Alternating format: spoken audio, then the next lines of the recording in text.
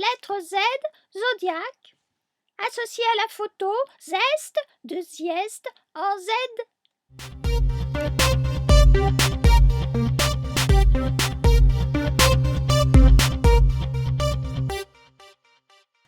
Nous étions arrivés au bas de l'escalier, ou presque, quand le comédien avait rejoint sa visiteuse du soir. De concert, il termine la descente de l'escalier.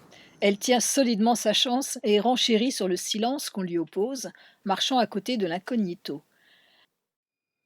Dès le début du quai, elle occulte les personnes qui attendent leur dernier moyen de transport. Elle s'isole dans cette rencontre. Puisque nous allons dans la même direction, semble-t-il, me permettez-vous de vous tenir compagnie? Enfin, si vous préférez être seul, hein, vous devez être fatigué après avoir joué. Dites-le moi surtout, je ne vous importunerai pas. Une réponse esquissée sans contradiction notable l'encourage dans son babil. J'ai vraiment apprécié la pièce, poursuit-elle. D'ailleurs, je recommande aux passants qui s'attardent devant vos affiches de ne pas hésiter et d'assister au spectacle, car c'est une belle expérience. L'homme remercie de cette attention, gentille, dit-il. Il engage une vraie conversation, s'interroge sur les moyens nécessaires pour que le public revienne en masse au théâtre. Pour lui, la situation actuelle est une catastrophe. Tous deux s'avancent d'un pas tranquille vers l'autre extrémité du quai. Elle lui parle de la dernière pièce qu'elle a vue, jouée par un seigneur des planches. Son interlocuteur le connaît bien.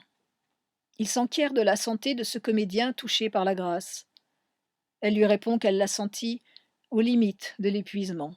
Elle ne savait pas encore que peu de mois plus tard, le ciel remettrait à ce merveilleux prophète du théâtre, après les récompenses terrestres de ses pairs, son habit de lumière éternelle, et que lors de la cérémonie ultime, son actuel compagnon de métro et elle-même se côtoieraient dans cette sphère émotionnelle. La rame de métro entre dans la station. Ensemble, la femme et le comédien montent dans le wagon et prennent place sur deux strapontins contigus. La discussion emprunte un détour plus personnel. Elle lui adressa 2 mois plus tôt un projet, souhaitant l'y intéresser et l'y associer. Alors il se renseigne, la questionne sur ses expériences passées, sonde cette personnalité mue par des ressorts mystérieux, surgit il ne sait trop d'où, un soir de première, dans son univers professionnel.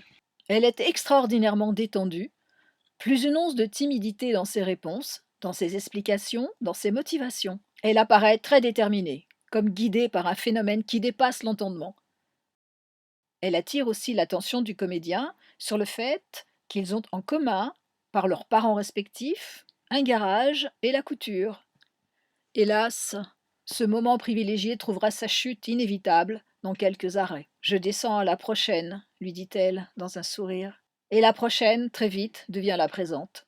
Elle amorce un mouvement pour se lever, il la devance vivement en gentleman, ôte son masque de plastique noir, lui offre ainsi un regard empreint d'une sereine curiosité, et lui tend la main avec un souhait de bonne chance.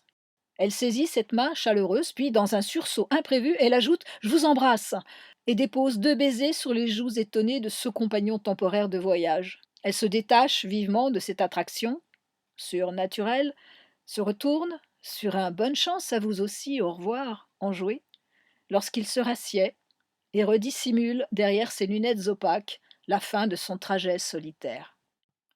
Elle descend lestement sur le quai, se dirige vers le couloir de correspondance, sans un coup d'œil en arrière, dans la trajectoire d'un regard interrogateur, jusqu'à ce que le métro démarre.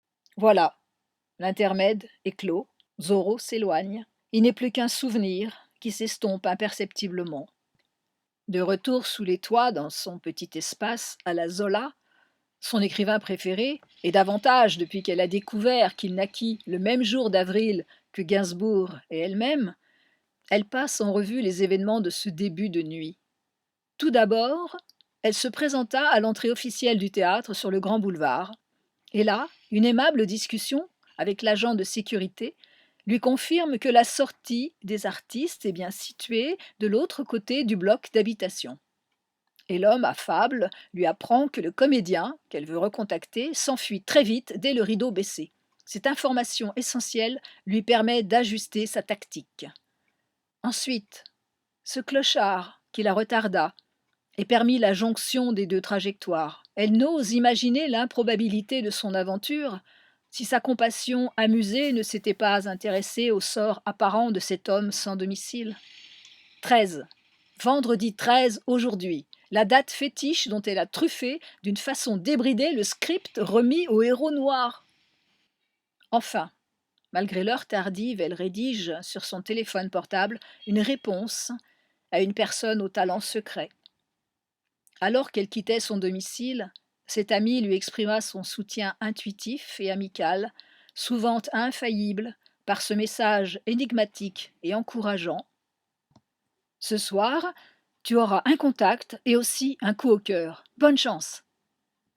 Cette introspection nocturne la conforte dans l'idée qu'il y eut pur hasard ou concordance de faits délibérés. Elle ne croit pas au hasard. L'entrevue fortuite de cette nuit-là serait-elle annonciatrice d'autre chose, d'une destinée, d'une vie nouvelle déterminée par une foule d'indices, telles ces cartes à jouer qu'elle découvre devant ses pas depuis plus de 20 ans, des signes auxquels elle prête un intérêt croissant, tout comme elle accorde une attention particulière à ceux qui composent la roue du zodiaque.